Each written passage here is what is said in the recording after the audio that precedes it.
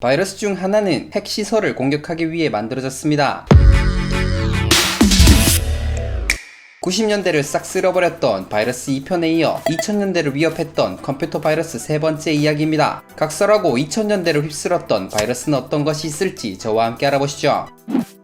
첫 번째, 러브레터 바이러스. 때는 2000년 필리핀에서 대학생 2인조 프로그래머에 의해 그저 장난삼아 만들었지만 재앙이 되었던 바이러스가 탄생합니다. 이름하여 러브레터 바이러스. 국내에서는 러브 바이러스라 불렸죠. 달콤할 것 같은 바이러스 명과 달리 컴퓨터 데이터들을 작살내 매운맛의 바이러스였습니다. 그저 자신들의 졸업 논문이 인정받지 못한 것에 대한 앙심으로 탄생하게 되었지만 전세계 컴퓨터망에 침투하면서 엄청난 피해를 주기 시작했고 개발자는 수배자가 되어버렸죠. 얼마 안가 당국의 수사로 두 개발자는 붙잡히게 되었는데 장난삼아 만든 바이러스였기 때문에 개발자의 이름과 대학교 위치까지 이력서로 변조한 바이러스에 포함되어 있었습니다. 아무튼 그 둘의 손을 떠난 바이러스는 이메일을 통해 전세계로 퍼지게 되는데요. 감염 방식은 바이러스가 포함된 이메일의 파일을 실행하는 순간 사용자의 이메일 주소에 등록된 모든 메일 주소로 위와 같은 내용의 바이러스가 포함된 메일을 또다시 뿌리게 되는 것이죠. 이는 물리적인 1대1 전파 방식이 아닌 1대 N의 고속 전파로 전세계의 컴퓨터를 마비시켰습니다.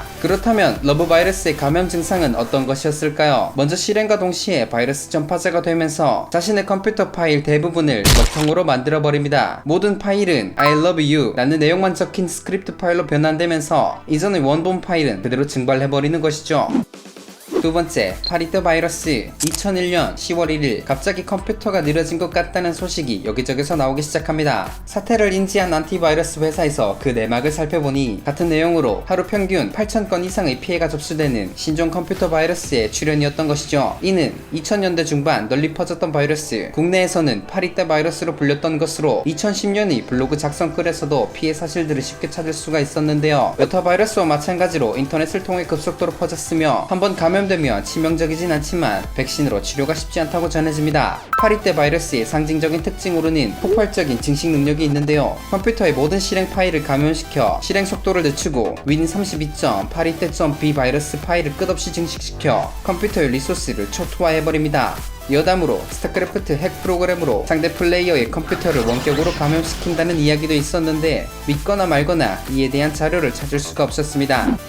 세 번째, 킨타마 바이러스. 킨타마를 한국어로 번역하면 고환을 뜻하는데 이름에서 알 수 있듯 일본에서 제작된 바이러스입니다. 연배가 조금 있는 시청자라면 후르나, 당나귀 등을 들어보셨을 겁니다. 물론 토렌트도 있는데요. 킨타마 바이러스는 P2P를 타고 전파되는 무시무시한 바이러스입니다. 이전의 바이러스의 특징인 사용자의 컴퓨터 사용을 제한하는 것과는 전혀 다른 성질을 가지고 있는 이번 바이러스는 P2P를 통해 음란물을 잘못 내려받게 되면 감염되는데요. 바이러스가 포함된 빨간 비디오.avi와 같은 파일이 돌아다니며 사용자의 PC에 침투하여 사용자의 화면을 캡처한 후 JPG 파일로 압축해 그대로 P2P 사이트에 재업로드를 걸어버리게 되는 것이죠. 재업로드 명의 19금, 무흐탄 동영상 등과 같이 자극적으로 등록되어 P2P를 사용하는 이용자들 사이에서 빠르게 확산했으며 이를 통해 개인정보 유출이 다반사가 되었습니다. 그중 역대급 사건을 예로 들어보면 일본 자위대 이지스 방공 구축함에서 야한 동영상을 보다가 군사기밀 문서가 유출된 사건이 있다고 하네요.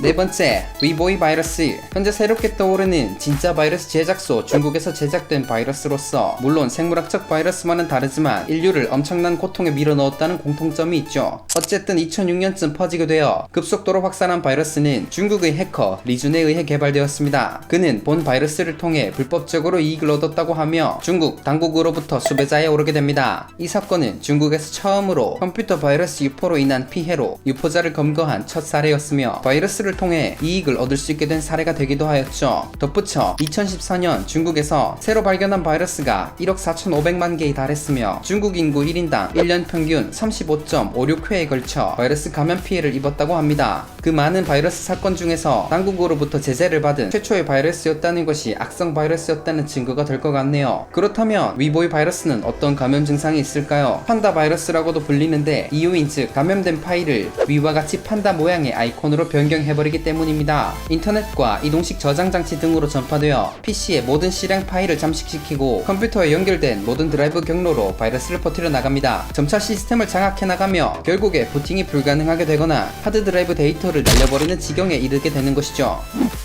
마지막 다섯 번째, 악성 코드, 무기로 불린 스톡스넷. 이란의 핵무기 시설을 타격하기 위해 제작된 이번 바이러스는 사상 최고로 복잡한 코드로 만들어졌다고 전해집니다. 기존 바이러스들과의 큰 차이점은 목적 대상이 명확하다는 것과 구조가 아주 복잡해 기존 10KB 내외의 용량을 차지하는 바이러스에 무려 50배에 달하는 500KB의 용량을 가졌다고 합니다. 이란의 핵무기 시설을 타격 한 줄만 봐도 자칫 잘못하면 핵무기가 터지거나 좀 더 나아가 3차 대전으로 이어질 수도 있을 것 같은 이 상황은 미국에서 이란의 핵 개발을 늦추기 위해 물밑으로 진행하게 되는데요. 바이러스의 핵심 내용은 우라늄 농축을 위해 사용되는 원심 분리관의 회전 속도를 변화시켜 우라늄 분열을 막는 것입니다. 간단한 설명을 추가한다면 원심 분리관은 초음속의 매우 빠른 속도로 회전하는데 속도가 느리면 핵물질 우라늄 235가 분리되지 않고 너무 빠르면 원심 분리관이 망가지거나 폭발할 수 있는 것이죠. 그렇다면 스톡스넷은 어떻게 작동하는 것일까요? 먼저 목적 컴퓨터인 이란의 핵시설망에 연결된 윈도우 컴퓨터에 바이러스를 심어야 했습니다. 미국과 이스라엘의 정보기관은 이란인을 포섭해 스톡스넷을 핵시설에 심을 수 있게 되는데요.